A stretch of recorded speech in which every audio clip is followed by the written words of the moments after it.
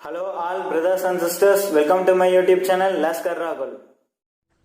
Chapter 16 of The Science of Being Great by Wallace D. Wattles.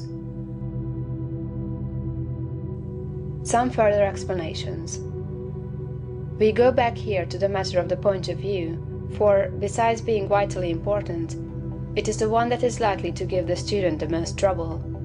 We have been trained, partly by mistaken religious teachers, to look upon the world as being like a wrecked ship, storm-driven upon a rocky coast.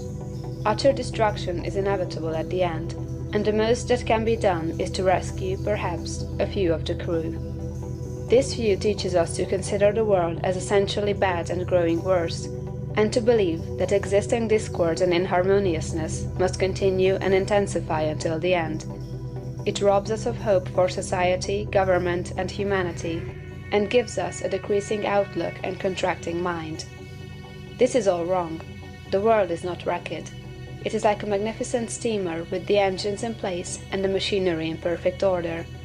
The bunkers are full of coal, and the ship is amply provisioned for the cruise. There is no lack of any good thing. Every provision omniscience could devise has been made for the safety, comfort, and happiness of the crew. The steamer is out on the high seas, tacking hither and thither, because no one has yet learned the right course to steer. We are learning to steer, and in due time will come grandly into the harbor of perfect harmony. The world is good and growing better. Existing discords and inharmoniousness are but the pitching of the ship incidental to our own imperfect steering. They will all be removed in due time. This view gives us an increasing outlook and an expanding mind. It enables us to think largely of society and of ourselves, and to do things in a great way. Furthermore, we see that nothing can be wrong with such a world or with any part of it, including our own affairs. If it is all moving on toward completion, then it is not going wrong.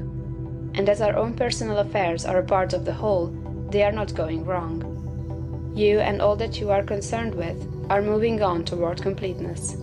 Nothing can check this forward movement but yourself, and you can only check it by assuming a mental attitude that is at cross purposes with the mind of God.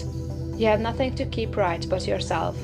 If you keep yourself right, nothing can possibly go wrong with you, and you can have nothing to fear. No business or other disaster can come upon you if your personal attitude is right, for you are a part of that which is increasing and advancing, and you must increase and advance with it. Moreover, your thought form will be mostly shaped according to your viewpoint of the cosmos. If you see the world as a lost and ruined thing, you will see yourself as a part of it, and as partaking in its sins and weaknesses. If your outlook for the world as a whole is hopeless, your outlook for yourself cannot be hopeful. If you see the world as declining toward its end, you cannot see yourself as advancing. Unless you think well of all the works of God, you cannot really think well of yourself, and unless you think well of yourself, you can never become great. I repeat that your place in life, including your material environment, is determined by the thought form you habitually hold of yourself. When you make a thought form of yourself, you can hardly fail to form in your mind a corresponding environment. If you think of yourself as an incapable, inefficient person, you will think of yourself with poor or cheap surroundings. Unless you think well of yourself, you will be sure to picture yourself in a more or less poverty-stricken environment. These thoughts, habitually held, become invisible forms in the surrounding mind stuff, and are with you continually. In due time, by the regular action of the eternal creative energy, the invisible thought forms are produced in material stuff, and you are surrounded by your own thoughts made into material things.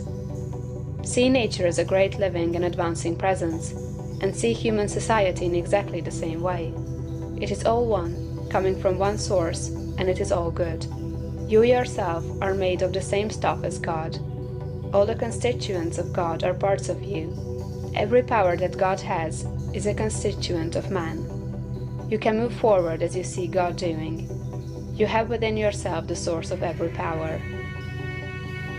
End of chapter 16.